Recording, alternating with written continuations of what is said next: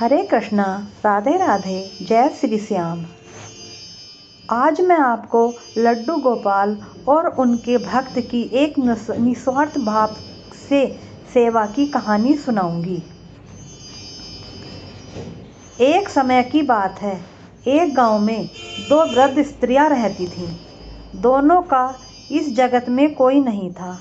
वे दोनों ही एक दूसरे का सहारा बनकर बड़े प्रेम से रहती थीं, जबकि उन दोनों का धर्म और विचार बिल्कुल अलग थे। उनमें से एक महिला हिंदू थी और दूसरी जैन थी। दोनों अपने अपने धर्म के हिसाब से प्रभु की सेवा करती थीं। उनमें से हिंदू महिला जो थी, उसने अपने घर के मंदिर में लड्डू गोपाल को बड़े प्रेम से विराजमान किया हुआ था और उन्हें प्रतिदिन एक बालक की भांति प्रातःकाल स्नान कराकर, नहा धोकर, वस्त्र आभूषण आदि पहनाकर तैयार करती थी।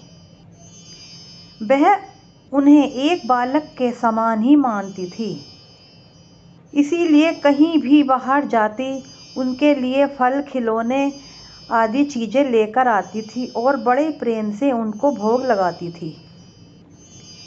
इसी तरह वे दोनों महिलाएं एक दूसरे के सहयोग से अपना सुखमय जीवन व्यतीत कर रही थीं।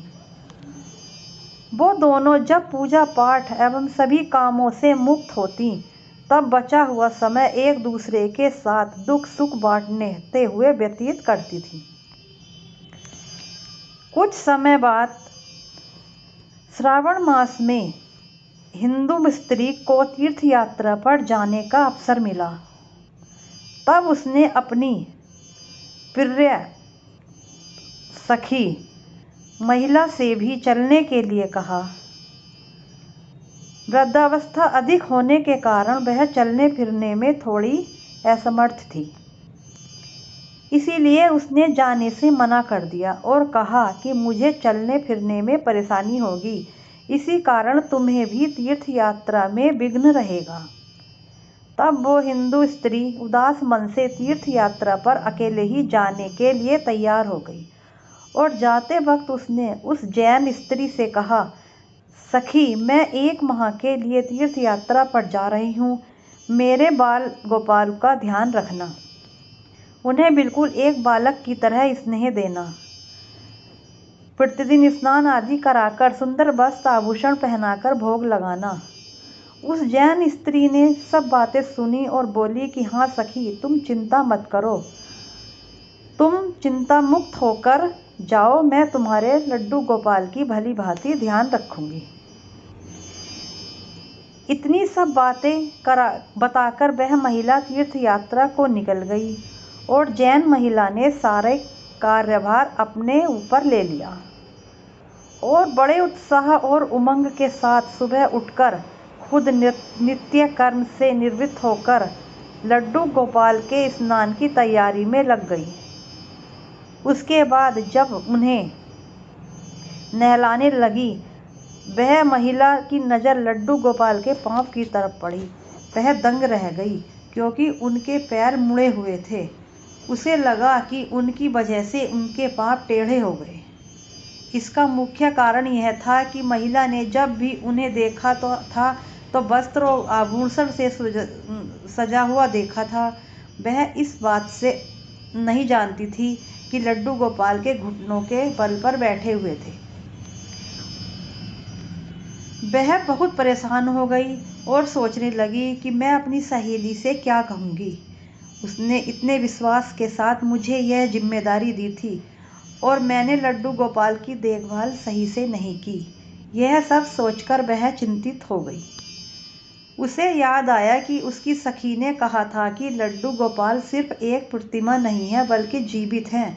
बस फिर क्या था, उसने निश्चय किया कि दिन प्रतिदिन उनके पैरों की मालिश करेगी और वह दिन में कई बार ऐसा करेगी।